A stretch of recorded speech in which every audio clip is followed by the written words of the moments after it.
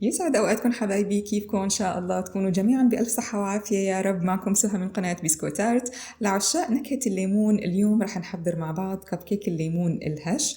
بصراحة ألذ وصفة كب كيك بالليمون ممكن تجربوها. رح نزينها بطريقتين. أول طريقة رح نزينها بصوص السكر الحامض لحتى نزيد الانتعاش ونزيد النكهة اللذيذة للليمون، وتاني طريقة رح نزينه بالكريم شانتي. بصراحة هاي الوصفة جدا رائعة، قوام الكب كيك كتير هش فلافي، رح تحبوه إن شاء الله. وأكتر شغلة مميزة بهالكب كيك إنه كمية السكر فيها جدا جدا معتدلة، يعني تماما كما ينبغي أن تكون. خلينا نشوف مع بعض كيف رح نحضر وصفة كب كيك الليمون. أول خطوة عندي رح أنخل 325 جرام من الطحين مع 16 جرام من البيكنج باودر.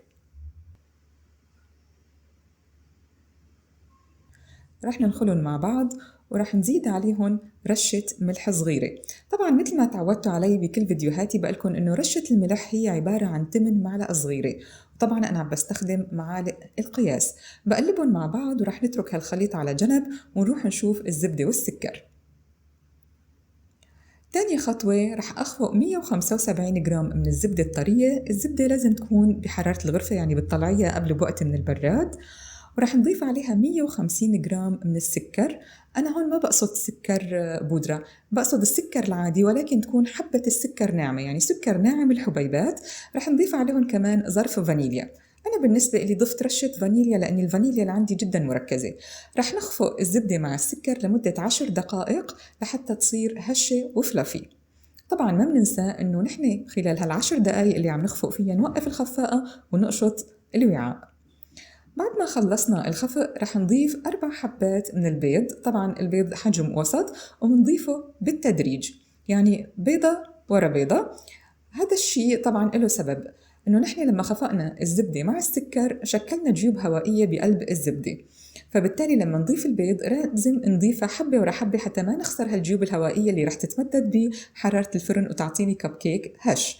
أنا هلأ ضفت هون حبتين من البيض، طبعا ما بنسى أن يقشط أطراف الوعاء. رح أضيف البيضة الثالثة، وبهي المرحلة ما لازم نكتر خفق، يعني مجرد إنه نشوف البيضة اختفت بالمزيج خلص هيك بكفي. رح أضيف حبة البيض الرابعة وخفقة صغيرة.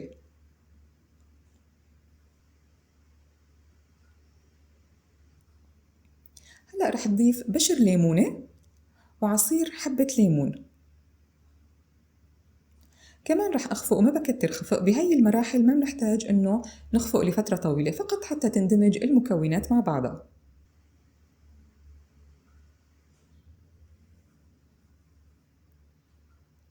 إذا كنتوا ما اشتركتوا في القناة يا ريت تشتركوا وتفعلوا زر الجرس لحتى توصلكم الفيديوهات الجديدة، ولا تنسوا إنه تحطوا لي لايك وتكتبوا لي تعليق حلو. هلأ رح نضيف الطحين والحليب بالتبادل. الطحين رح نضيفه على 3 دفعات والحليب رح نضيفه على دفعتين. بالنسبة للمقادير أنا رح أترك لكم مقادير هاي الوصفة بصندوق الوصف أسفل الفيديو، وكمان بالمناسبة رح أترك لكم بصندوق الوصف كل مواقع التواصل الاجتماعي اللي ممكن تشوفوني عليها. إذا أنا هلأ ضفت تلت كمية الطحين، بعدين ضفت نص كمية الحليب تقريباً، وهلأ عم بضيف التلت الثاني من الطحين. إذا برجع بكرر رح نضيف الطحين على 3 دفعات والحليب على دفعتين. الحليب هو عبارة عن 5 معالق كبار، وطبعاً أنا عم بستخدم المعالق القياسية.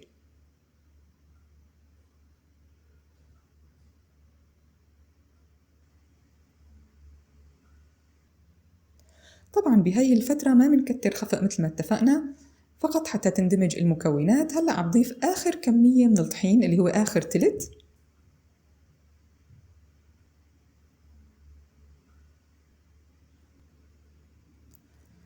بنحمي الفرن على 180 درجة مئوية. طبعا الفرن بياخد حوالي 15 دقيقة ليوصل لدرجة الحرارة المطلوبة.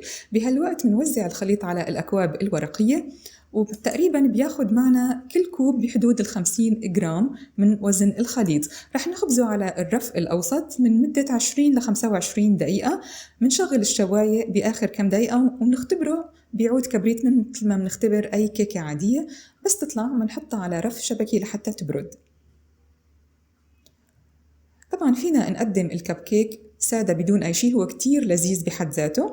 وفينا كمان نزينه بصوص السكر الحامض. لتحضير صوص السكر الحامض بنحتاج 6 معالق كبار من السكر البودرة، أنا نخلتهم، ضفت عليهم كمية صغيرة كتير من عصير الليمون، بقلبهم كتير منيح لحتى أحصل على هالصوص اللذيذ، وبوزعه على حبات الكب كيك.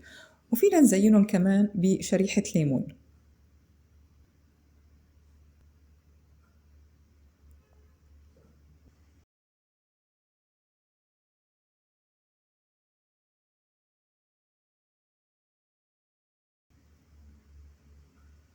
ممكن كمان نزين الكب كيك بكريمة الزبدة إذا بتحبوا إنه تكون الكريمة دسمة، بس أنا فضلت إنه الفكرة التانية نزينهم بالكريم شانتيه، وبعدين نرش عليهم شوي من بشر الليمون.